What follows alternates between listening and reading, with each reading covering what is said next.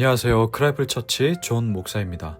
오늘 함께 나눌 말씀은 사도행전 13장 32절에서 52절까지 말씀입니다. 우리는 하나님께서 조상들에게 하신 그 약속을 여러분에게 기쁜 소식으로 전합니다. 하나님께서 예수를 일으키셔서 조상들의 후손인 우리에게 그 약속을 이루어 주셨습니다. 시편 둘째 편에 기록한 바 너는 내 아들이다. 오늘 내가 너를 낳았다 한 것과 같습니다. 하나님께서 그를 죽은 사람들 가운데서 살리시고 다시는 썩지 않게 하셨는데 이렇게 미리 말씀하셨습니다. 다윗에게 약속한 거룩하고 확실한 복을 내가 너희에게 주겠다. 그러므로 다른 시편에서는 또 이렇게 말씀하셨습니다. 주님께서는 주님의 거룩한 분이 썩지 않게 하실 것이다. 다윗은 사는 동안 하나님의 뜻을 받들어 섬기고 잠들어서 조상들 곁에 묵혀 썩고 말았습니다. 그러나 하나님께서 살리신 분은 썩지 않으셨습니다. 그러므로 동포 여러분, 바로 이 예수로 말미암아 여러분에게 죄 용서가 선포된다는 것을 알아야 합니다. 여러분이 모세의 율법으로는 의롭게 될 수 없던 그 모든 일에서 풀려납니다. 믿는 사람은 누구나 다 예수 안에서 의롭게 됩니다. 그러므로 예언서에서 말한 일이 여러분에게 일어나지 않도록 조심하십시오. 이렇게 말하였습니다. 보아라, 너희 비웃는 자들아, 놀라고 망하여라. 내가 너희 시대에 한 가지 일을 할 터인데 그 일을 누가 너희에게 말하여 줄지라도 너희는 도무지 믿지 않을 것이다. 그들이 회당에서 나올 때에 사람들은 다음 안식일에도 이러한 말씀을 해달라고 청하였다. 회중이 흩어진 뒤에도 유대 사람들과 경건한 계종자들이 바울과 바나바를 많이 따랐다. 바울과 바나바는 그들에게 말을 걸면서 늘 하나님의 은혜에 머물러 있으라고 권하였다. 그 다음 안식일에는 온 동네 사람이 거의 다 하나님의 말씀을 들으려고 모여들었다. 유대 사람들이 그 무리를 보고 시기심으로 가득 차서 바울과 바나바가 한 말을 반박하고 비방하였다. 그러나 바울과 바나바는 담대하게 말하였다. 우리는 하나님의 말씀을 당신들에게 먼저 전해야 하였습니다. 그러나 지금 당신들이 그것을 배척하고 영원한 생명을 얻기에 합당하지 못한 사람으로 스스로 판정함으로 우리는 이제 이방 사람들에게로 갑니다. 주님께서 우리에게 명하시기를 내가 너를 뭇 민족의 빛으로 삼았으니 그것은 네가 땅 끝까지 구원을 이루게 하려는 것이다 하셨습니다. 이방 사람들은 이 말을 듣고 기뻐하며 주님의 말씀을 찬양하였고 영원한 생명을 얻도록 정하신 사람은 모두 믿게 되었다. 아멘. 그리고 49절부터 52절 말씀 읽겠습니다. 이렇게 해서 주님의 말씀이 그 온 지방에 퍼져나갔다. 그러나 유대 사람들은 경건한 귀부인들과 그 성의 지도층 인사들을 선동해서 바울과 바나바를 박해하게 하였고 그들을 그 지방에서 내쫓았다. 그래서 바울과 바나바는 그들에게 발에 먼지를 떨어버리고 이고니온으로 갔다. 제자들은 기쁨과 성령으로 가득 차 있었다. 아멘. 네, 본문을 읽다가 제가 48절까지 읽고 그 뒤에 49절에서 52절 말씀을 못 보고 아멘으로 했다가 당황했지만 다시 읽고 끝까지 나머지 본문을 읽었습니다. 거의 매일매일 아침에 나와서 이렇게 저녁에 들어오니까 그 교회 이제 페인트 칠 뭐 정리, 오늘은 또 비상문 계단에 문을 내고 또 나무 판자로 이렇게 되는 목공일 이거를 하고 오다 보니까 이게 참 쉽지 않은 것 같습니다. 지금 거의 제가 한국에서 개척 교회를 하고 있지만 선교지에 온 것 같습니다.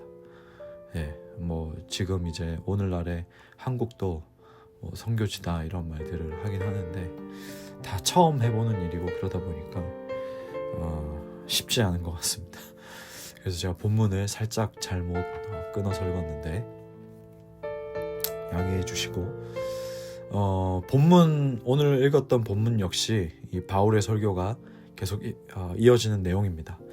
마지막 권면에서 바울은 이 사람을 힘입어서 죄사함이 너희에게 선포되었다고 말합니다. 바로 이 사람은 예수님이죠. 예수님을 통해서 죄 용서를 받은 자가 하나님이 약속하신 그 복을 누릴 수 있다라고 말합니다. 구약에서는 뭡니까? 임시방편적인 방식이죠.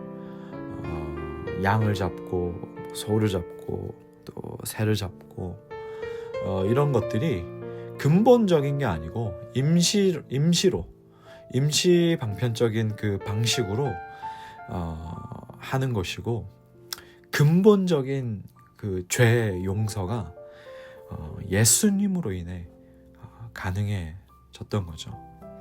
죄 용서는 또 무엇이라고 말할 수 있냐면, 죄 용서 이퀄 하나님의 의롭다 하심으로 말할 수 있습니다.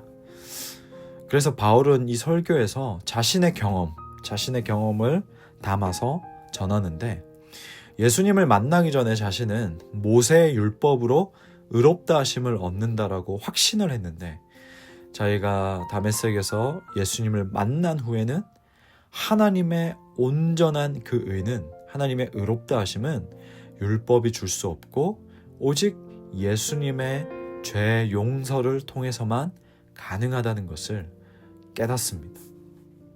죄 용서와 이 하나님의 은은 예수 그리스도를 믿음으로만 가능합니다.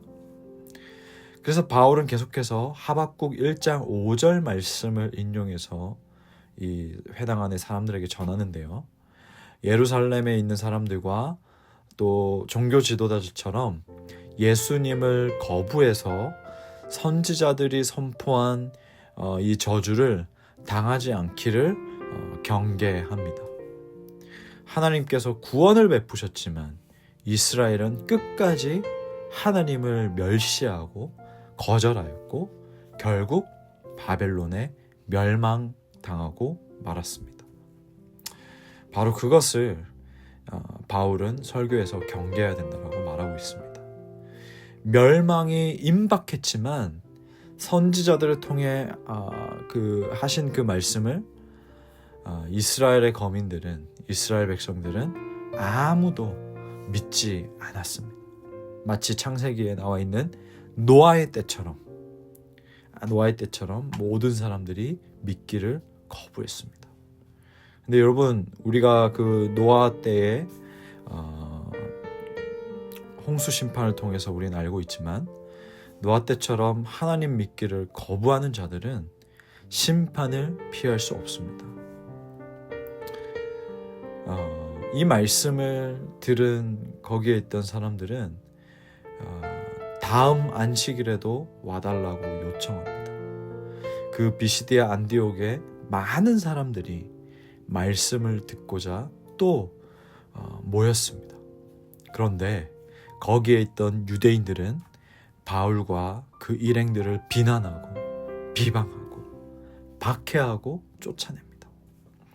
그러니까 아무리 전에도 듣지 않기로 작정한 자들이 바로 이 도시에도 있었던 겁니다.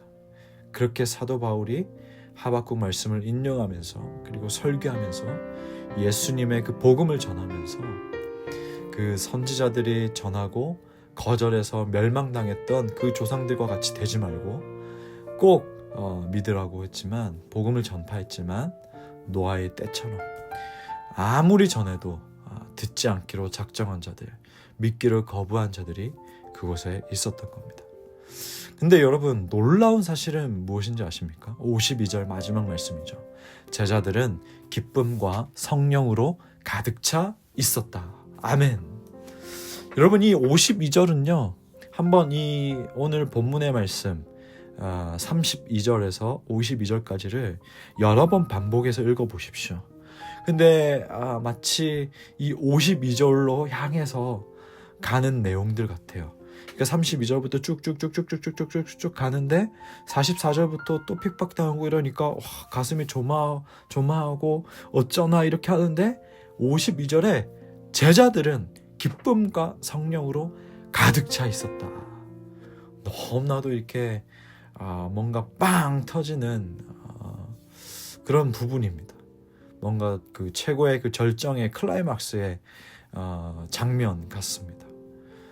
바울과 바나바 같이 그렇게 영향력이 큰 지도자들이 쫓겨났음에도 불구하고 뭔가 이들은 복음을 이제 막 듣고 영접하고 막 그랬잖아요. 그러면 좀 더 있으면 너무 좋을 텐데, 좀 더 자기들 곁에 이런 영적인 거장들이 함께 있어서 가르쳐주고 더 함께 기도하고 이러면 얼마나 더 큰 힘이 나겠습니까? 근데 이들이 쫓겨났음에도 남은 제자들은 기쁨과 성령으로 충만했습니다. 그러면 여러분, 이 제자들은 무엇을 했을까요?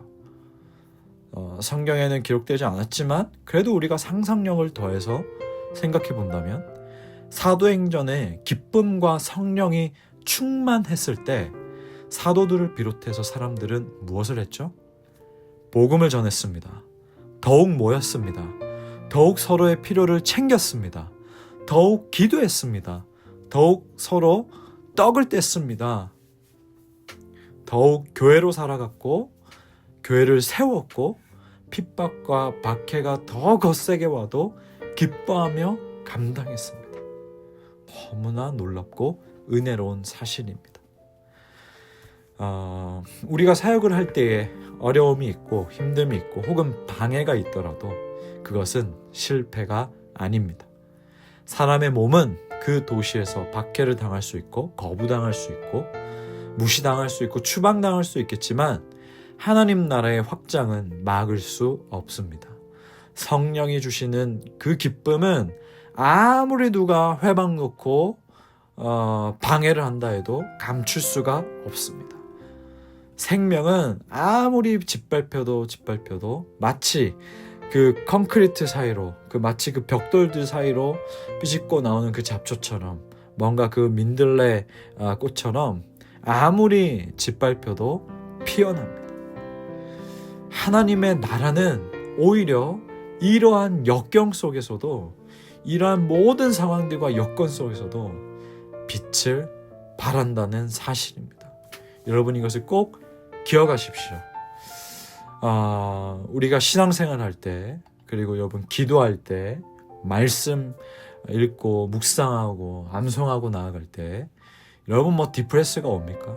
여러분 좀 슬럼프가 옵니까? 여러분 좀 내가 복음 위해서 살겠다라고 막 몸부림쳤는데 뭔가 좀 더 잘 안 됩니까? 여러분 다운되지 마십시오. 그것은 사탄 마귀가 주는 속삭임입니다. 사탄 마귀가 우리에게 계속해서 던지는 미끼입니다. 여러분 더 가십시오. 하나님의 나라는 더 확장될 것이고 확산될 것이고, 여러분 그것을 좀만 더 뛰어넘으면 그 안에 하나님께서 빛을 비추시고 우리를 끌어낼 것입니다. 오늘도 우리는 복음으로 또 살아가길 원하고, 또 여러분도 기도하고 또 결단하며 또 살아갈 텐데, 이 가운데서, 이 땅에서 살아가는 이 타임라인에서 여러분 삶 가운데 더욱 하나님의 나라가 확장이 되고, 여러분이 겪고 있는 어떠한 역경이든 상황이든 여건 속에서 그 빛이 더욱 발하기를 주님의 이름으로 소망하고 또 축복합니다. 기도하겠습니다. 하나님 아버지, 사도 바울이 또 설교를 통하여서 계속해서 전했는데, 선지자 시대 때나 노아의 때나 듣지 않기로, 믿지 않기로 작정한 자들은 바울이 말씀을 전하고 있던 그 자리에도 있음을 보게 됩니다. 하나님, 오늘날에도 듣지 않기로, 믿지 않기로 작정하고 있는 사람들이 참 많은 것 같습니다. 노아의 때는 창세기 때만 있는 것이 아니고 늘 각 시대 때마다 있었고, 지금도 특히나 노아의 때를 우리는 살아가고 있습니다. 아무리 전해도 아무리 외쳐도 누구 하나 듣지 않고 있습니다. 귀 기울이지 않고 있습니다. 주목하지 않고 있습니다. 그러나 우리가 그것에 꺾이는 것이 아니고 기쁨과 성령 충만함으로 우리의 사명을 감당할 수 있도록 성령님 도와주시고 붙들어 주시고 인도하여 주시옵소서. 하나님의 나라가 더욱더 우리 안에서 확장되어지고 견고하게 세워질 수 있도록 하나님 도와주시옵소서. 예수님의 이름으로 기도합니다. 아멘.